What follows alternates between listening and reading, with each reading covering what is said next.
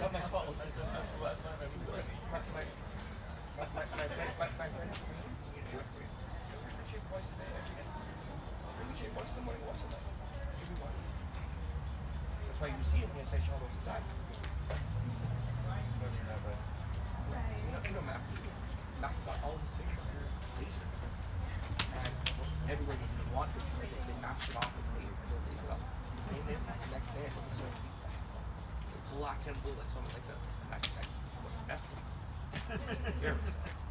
They do have a rabbi. They have a rabbi. My face laser.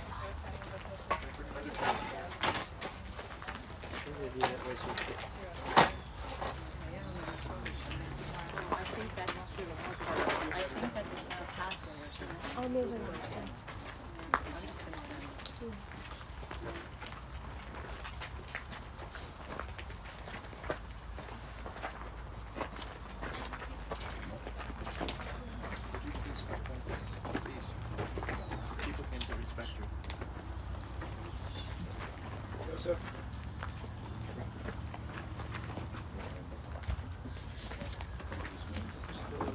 I think a little more this side. Yeah, okay.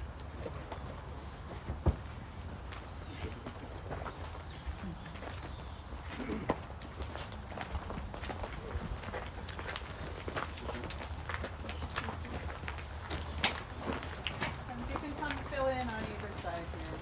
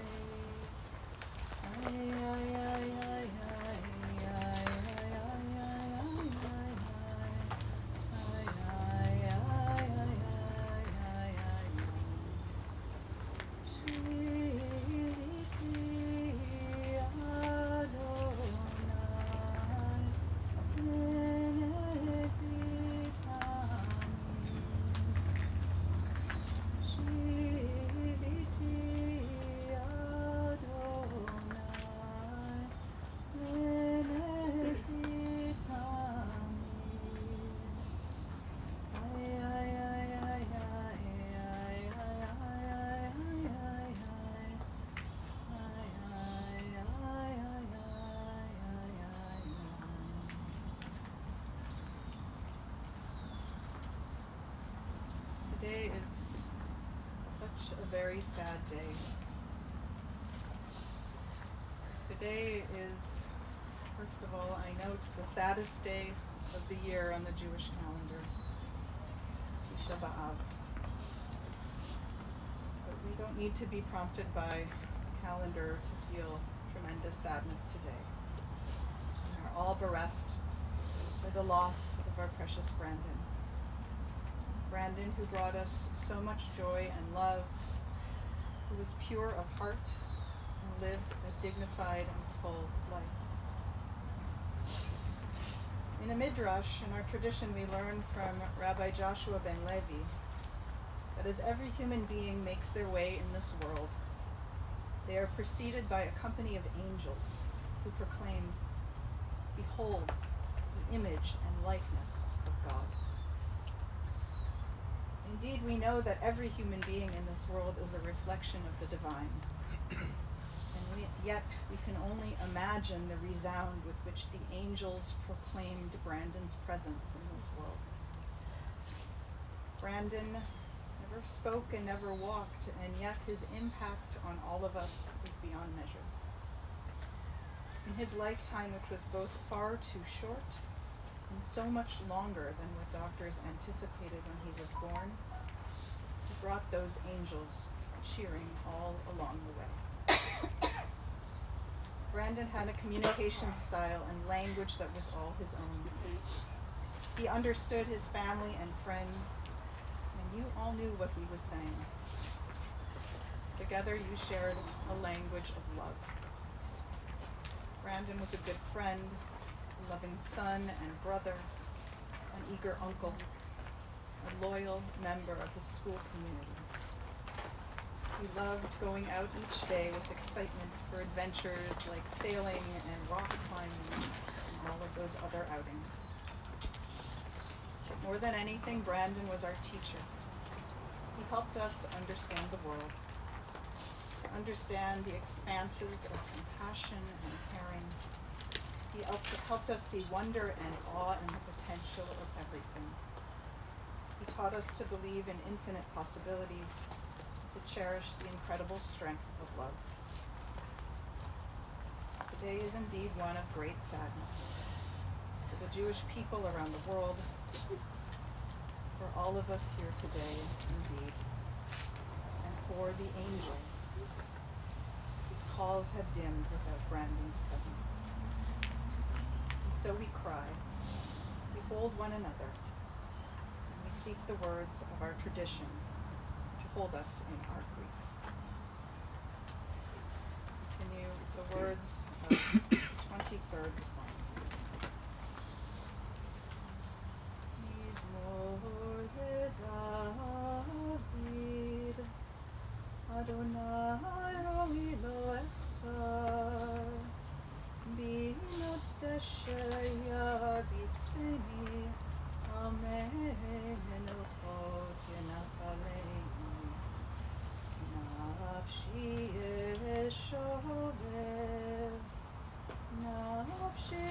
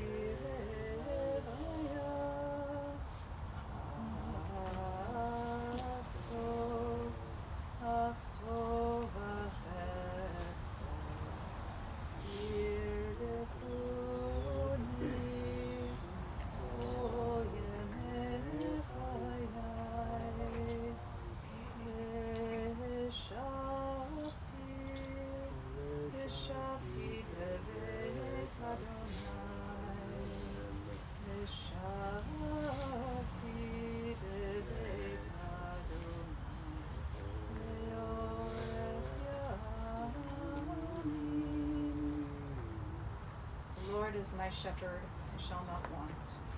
God makes me lie down in green pastures. God leads me beside the still waters. God restoreth my soul.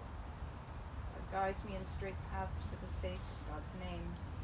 Though I walk through the valley of the shadow of death, I will fear no evil, for you are with me. Your rod and your staff, they comfort me. You prepare a table before me in the presence of my enemies. You have anointed my head with oil. My cup runneth over. Surely goodness and mercy shall follow me all the days of my life, and I shall dwell in the house of the Lord forever. Amen. Take a moment now of silent remembrance as we hold Brandon, his soul in our hearts in this very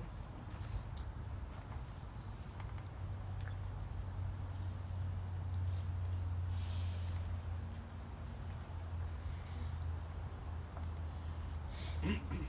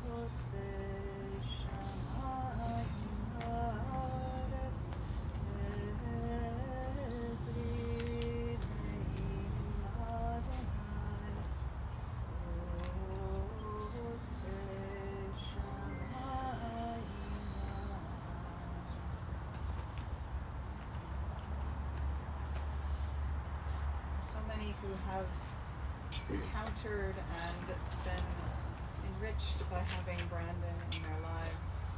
And we're going to hear from a few of those people who loved Brandon so dearly and whom he loved. I want to first invite Brandon's sister Amanda to share some words of memory.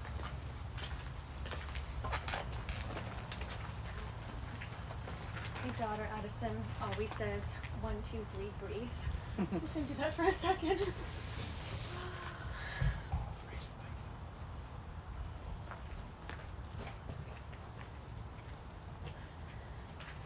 Baa, baa, black sheep, have you any wool? For the past 48 hours, this song has been playing on my head in repeat. Why? I remember as a little girl being in my grandparents' backyard, listening to my grandfather Rocky sing these words to my brother Brandon while he hummed along. It was Rocky who, I think, taught my brother his most valuable lesson: how to give a kiss. This is how Brandon lived his life, full of love, laughter, and joy.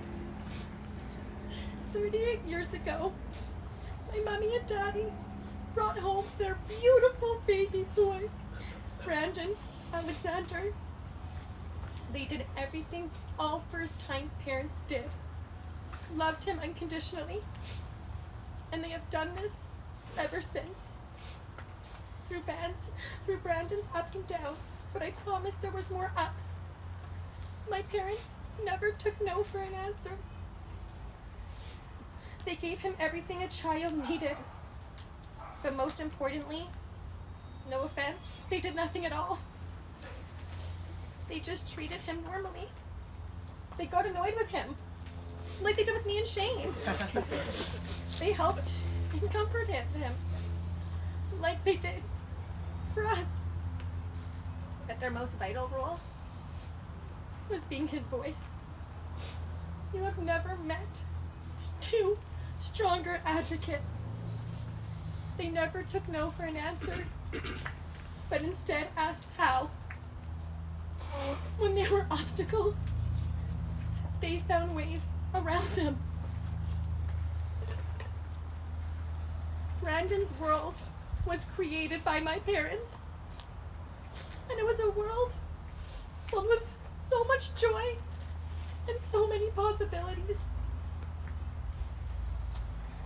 1, 2, 3, breathe.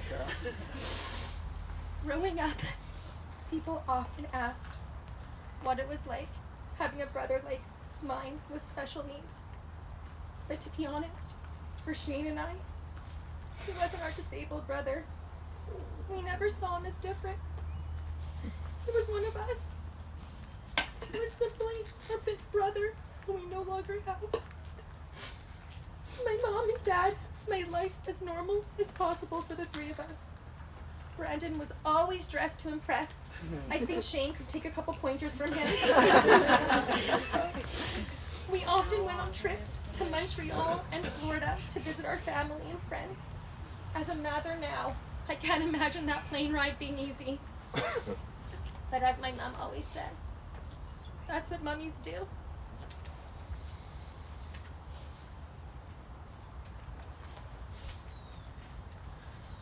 Brandon never missed out on any life experiences.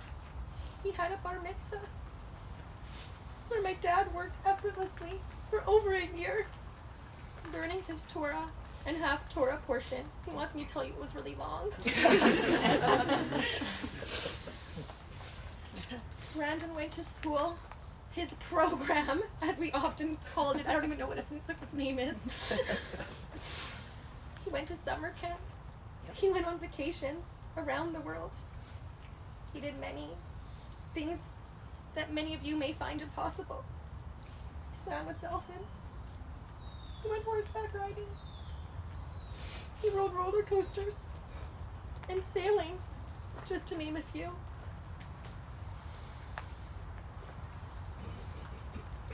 Although my brother has never said a word to me in my life, he has taught me more than anyone else in this world. He taught me to enjoy the simple things. A piece of cake, especially if it's chocolate, a scoop of ice cream, a great song, and a hug and a kiss from someone you love.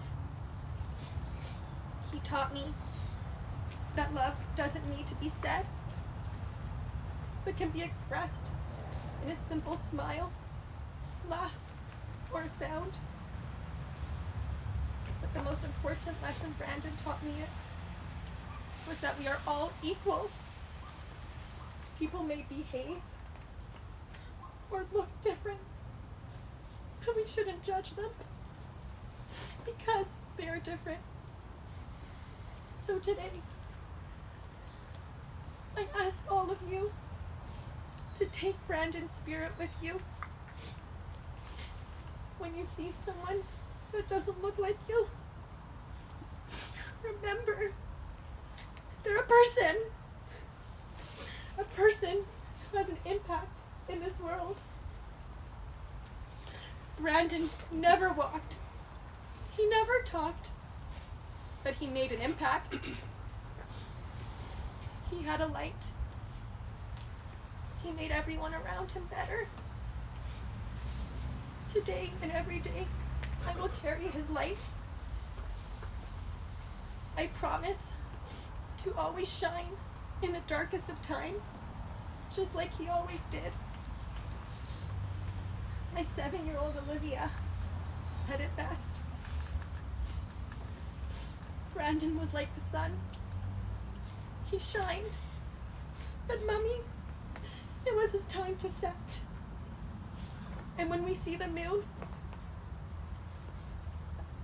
we will remember that Brandon is in our hearts. Our lives will never be the same. We love you, B.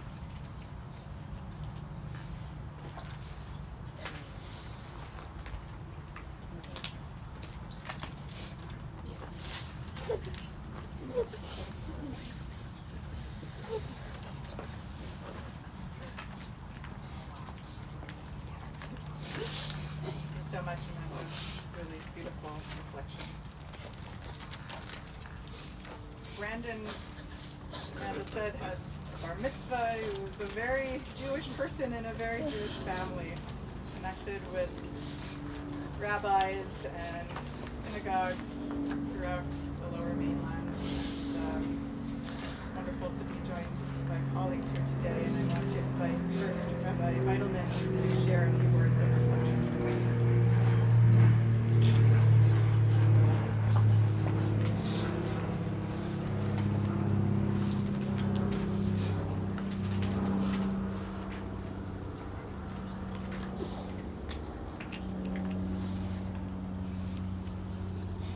Dear Howard, Patty, Amanda, Shane, Mike, and Olivia and Addison.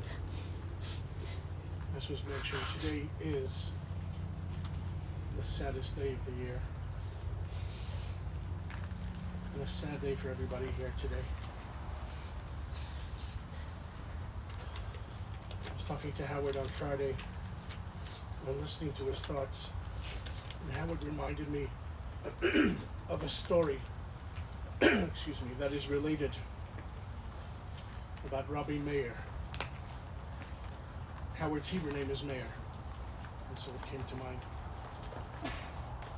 Rabbi Meir was one of the great sages of the Mishnah, and the Medrash tells that one Shabbos afternoon he was spending the day in shul studying.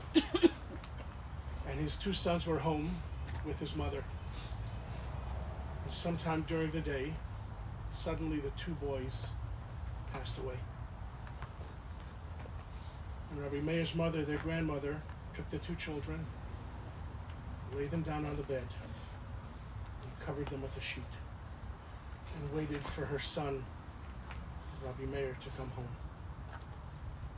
And when he came home that evening, he said, "Mom, where are the boys?" And she sort of avoided the question for a few moments and then asked her son a question in Jewish law. She said, "My dear Mayor, I have a question for you. Some time ago, someone came by and asked me to look after something very precious for them. And I've been looking after it for some time, and they're planning to come back to ask for it in return. And I'm struggling," she says. "Do I have to return it?" And Rabbi Meir said, "Of course you have to. You've been given a responsibility to look after something, and it belongs to them. And when they come for it, you have no choice and must return it." And with that, she took his hand and walked into the room where the children were. She told him what had happened. And he began to cry and to wail, "Bonai, Bonai, my sons." It was inconsolable. And then his mother said, "But didn't you tell me that something that has been deposited with us, when the owner comes back to take it back, we must return it?" Patty and Howard and the whole family, as Amanda just eloquently described, you have been incredible shepherds and caregivers for a special child that God had. And he needed to find very special people to look after him. Most of us could never do this. And most, and this is not a judgment, many who are given this challenge often find ways to find other people to look after children with special needs. I believe everybody here has always admired you for your incredible patience, kindness, thoughtfulness. I don't know how you do it. I don't know how you did it. I don't know where you got the courage. But everybody admires you for what you've done. And I think most of all it was Brandon that appreciated it. As Amanda said, although he could never speak, he said it in ways that words could never express. Brandon was a pure soul, a pure neshama. He never insulted anybody. He never spoke down to anybody. He was a pure neshama. He was a tzaddik. The Talmud tells us that misasan shel tzaddikim, the death of a tzaddik, is the equivalent of the destruction of the Beis Hamikdash, of the temple. We don't believe in coincidences, and it is no coincidence that the day on which we are laying Brandon to rest is the day in which the entire Jewish world is sad. It's a day of fasting, it's a day of mourning, not just for this family, but for the entire Jewish people. Because today we are laying to rest a tzaddik. There's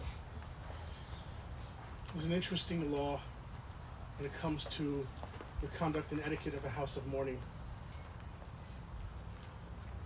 When you come to visit a house of mourning, the visitor should never begin the conversation. The mourner must begin the conversation. Because after all, what is it that we could say to comfort anyone who lost a loved one? How much more so on the sad day when parents have to bury a son, which is not the way of the world. This is not the way it's supposed to be. We are told to be silent because anything we would say would likely make things worse rather than better. And until the mourner begins the conversation, the visitor should remain silent. But there is a formula that our sages have given us of words we should say to mourners. And those words are Hamakom Yenachem Etchem Betoch Sha'ar Avelei Tzion V'Yerushalayim. That may the Almighty comfort you amongst all who mourn for Zion and Jerusalem. I want to share a little insight with you about this. In 1967, shortly after the Six-Day War, the great hero of the Jewish people, Arik Sharon, suffered a terrible, tragic loss in his family. In a tragic gun accident, his oldest son, 11-year-old Gur, was killed. And he died in Arik Sharon's arms. If you read General Sharon's words, he never overcame it. And sometime later, the Rebbe sent Ariel Sharon a letter. And he said, focusing on this phrase that we use, may the Almighty comfort you amongst all who mourn for Zion and Jerusalem, asked the Rebbe, what's the connection between the passing of a child and Zion and Jerusalem? They seem to be two different, disconnected issues. And amongst the things that Rebbe said to Ariel Sharon are as follows. First of all, the Rebbe said that just like at the destruction of the temple, it's all the Jewish people that mourn. We are all in this together. The same thing is today. Patty and Howard and your family, you are not alone. We cannot feel your pain. We don't know your pain. But look at all the wonderful people here to be beside you. You are not alone. We are never alone.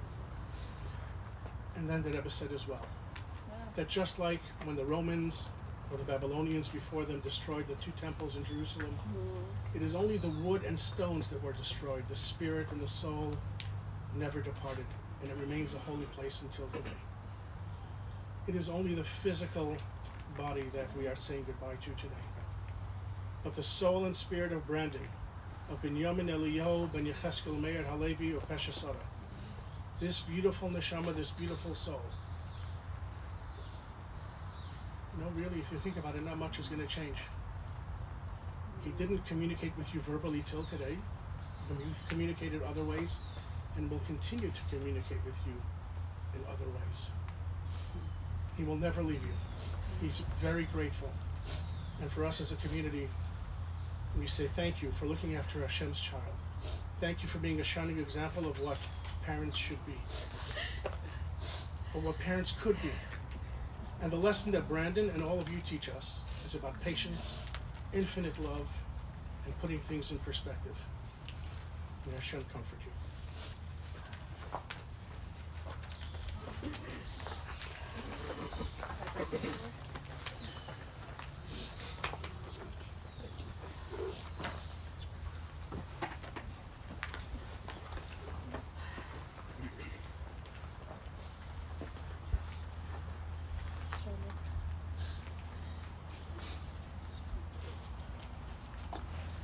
My secretary, I guess it was 25, 26 years ago, announced that my next appointment was here. Patty and Howard were coming to see me. I can only imagine in my mind what they were coming for. You see, I'd already understood that Patty is an individual who does not take yes for an answer. They came in and they said that their son, Brandon, was 12 years old, had numerous issues. I can't remember what words we were using 25 years ago, whether it was handicap or whatever issues, but they explained, Patty explained in detail that he can't stand, he can't talk, difficulty breathing, so on. We would like him to have a bar mitzvah. And my response was, of course. I said, he's Jewish? Yes. He will be 13? Yes. It is his birthright. Now, Patty was both pleased and somewhat annoyed.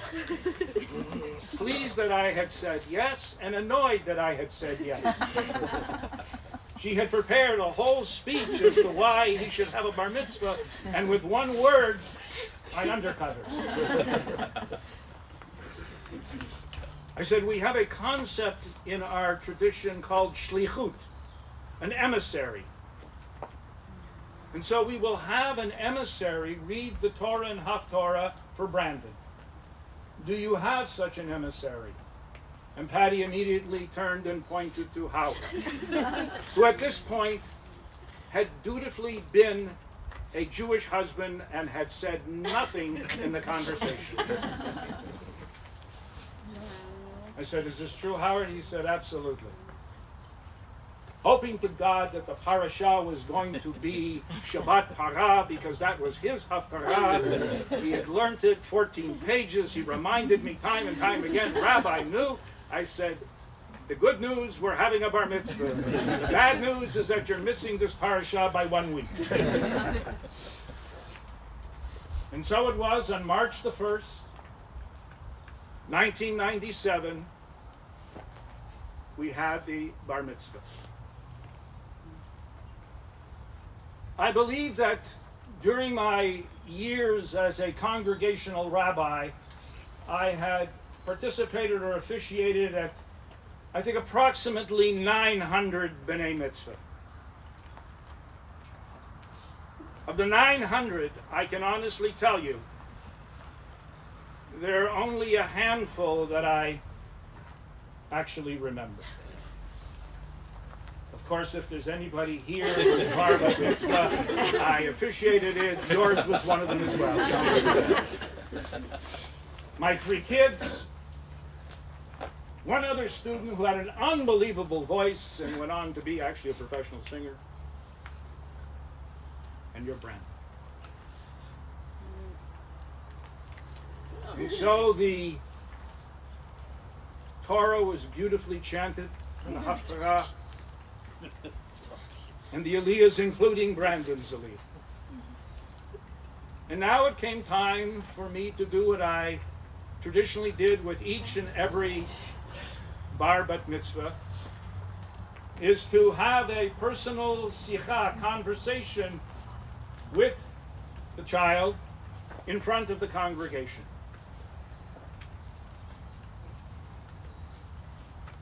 And so my conversation with Brandon began. I came and sat on the front steps. His wheelchair was right beside me. I remember taking his hand and placing it in mine, and we talked a little about the parasha, Kitisa. And in this portion, amongst other things, is the whole story of the Egel Masecha, the molten calf. And that's what you read from. Moses was up on the mountain. The children of Israel were impatient. Can you imagine Jews being impatient? We come by this honestly for thousands of years. Where was Moshe? What was happening? And so they turned to the brother Aaron and said, because there was a tremendous influence that the children of Israel had from Mitzrayim, from Egypt, let us build ourselves a god. They need to see something physical. And so that molten calf was ultimately constructed. Moses comes down the mountain a little time after. He is enraged. He takes the tablets that had already been inscribed with God's words and smashes them. Ultimately, another set had to be made. And I explained to Brandon that the problem was that the children of Israel only could conceive of God in a physical way. They had yet to develop an understanding of God in an emotional and spiritual way. And there is so much more to the individual than the physical. We have to understand that it is the outer shell, yes, important, but not the most important thing in life. The most important thing in life is what is inside. As Rabbi Bibleman said, as Rabbi Brown said, as Amanda said, it is the soul. And I then said to Brandon, I want you to know and to realize two things. How precious your soul is, and how much love there is in this room for you here. And then came the most amazing and astonishing aspect of the bar mitzvah.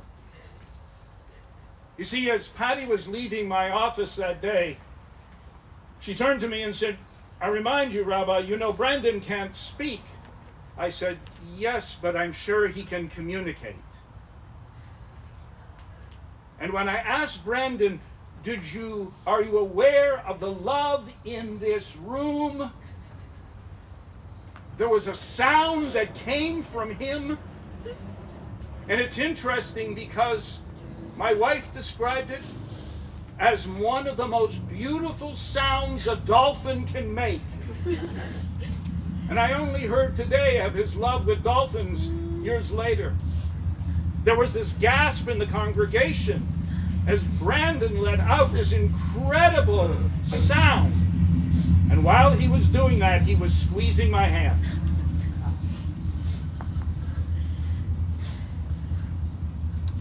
You have repeatedly thanked me, but that's the wrong way. It's I who must thank you for making that appointment, for coming in, for doing as you have done all of his life, advocating and being there. Because you allowed us to see more than a body that was not, quote, normal. More than an individual who could not verbalize with words. You brought into that moment in the sanctuary truly an incredible sense of holiness. And for that we are eternally grateful. That sound. And when I mentioned to my kids that Brandon had died, each one individually said, oh my God, that bar mitzvah. Oh my God, that sound. It truly was the voice of God coming down and touching each and every one of us. Thank you. Thank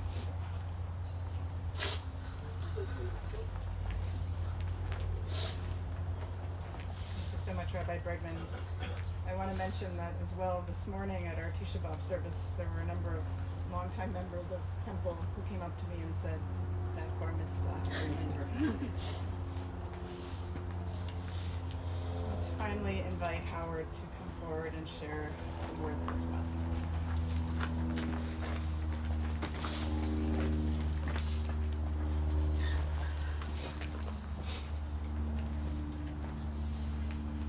One, two, three, breathe. Baruch Atah Adonai Eloheinu melech haolam she'achianu Vihi Manu, Vigianu, Lazman Hazeh. Blessed are you, Lord God, King of our universe, who has granted us life, sustained us, and enabled us to reach this day.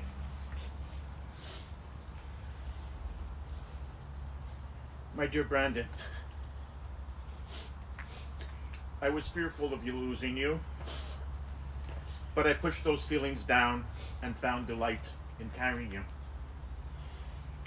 I am grateful to all my memories that we have shared. I think all of you would agree with me that life is not fair for all. We have many hard days, but I think today will be the hardest. Let me start from the beginning. On January 12th, 1984, Brandon was born, and our life changed forever. Being two young parents in our 20s, mourning the loss of Brandon's twin brother Adam, and fearful of the future from the very beginning. Brandon was a warrior. Most doctors said he would be lucky to reach the age of 10. Patty and I never accepted that fate, and we took Brandon to every corner of the USA, with stops at Duke University, Hospital St. Jude in Memphis, Tennessee, to find the best care. But no matter what, we knew the best care would be with us. At a very young age, we knew Brandon was special, not because of his disabilities, because his heart that filled everyone that he met. Throughout the years, Brandon had many special people assisting us and looking after him, all feltless, and knew that he was one of a kind. Patty and I wanted Brandon to grow up with the same opportunities that our other children had. And Patty noticed that there was a lack of resources for children with disabilities. So as she always did, she advocated on his behalf and created a place where Brandon and others like him could excel. Thanks to Brandon, there is such a place called Youth Transitions, where there are endless opportunities. We cannot express our gratitude and love to the people at Youth Transitions, who are all unique and special. Thank you to each and every one of you for always filling Brandon with joy, friendship, and love.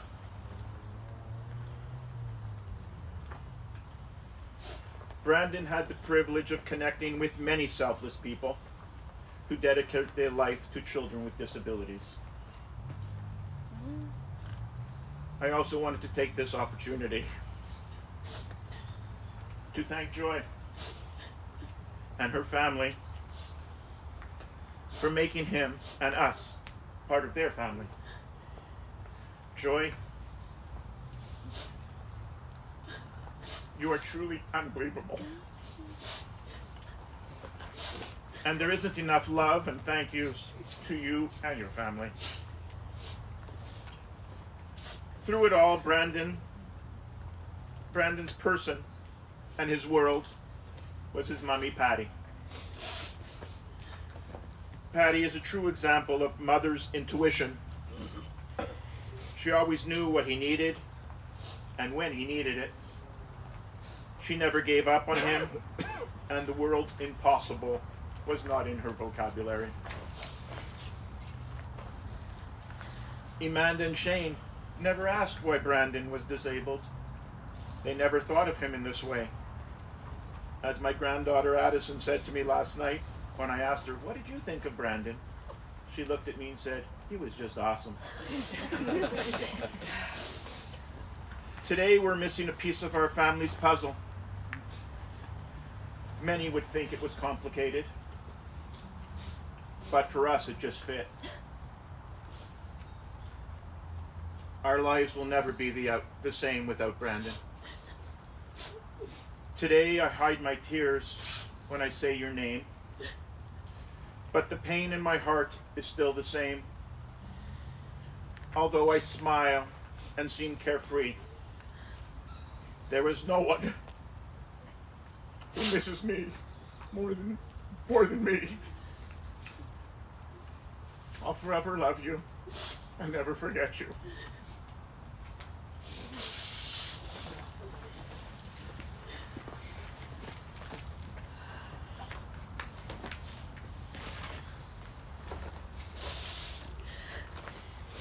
For your beautiful words, Howard, and everyone, for that really, really moving hospitating. Come now to the Amalei Rasamim as we ask that Brandon's soul, his precious soul, his pure soul, dwell on high with God. Invite those who are seated to please stand.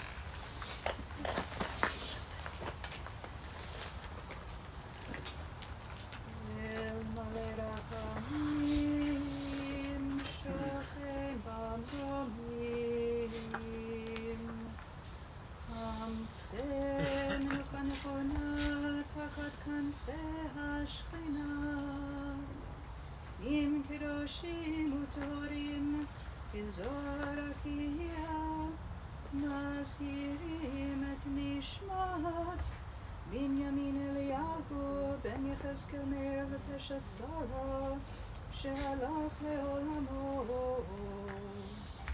בעל הרחמים יסתירהו בסתר כנפיו לעולמים ויצרו בצור החיים את נשמתו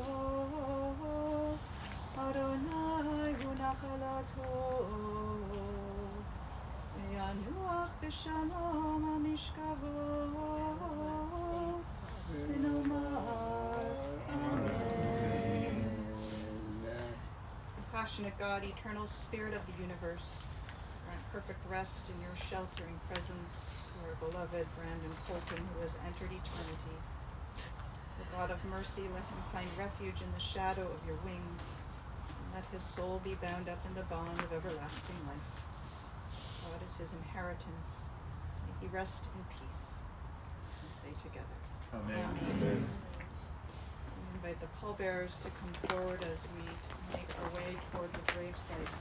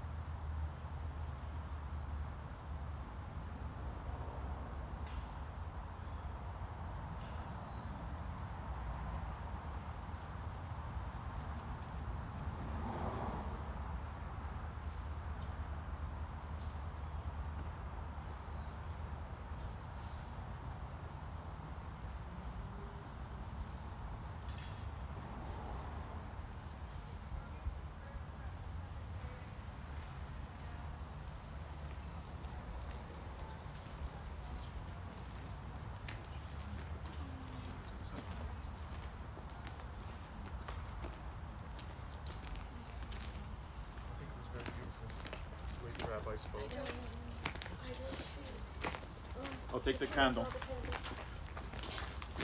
some reason, I don't feel. Good.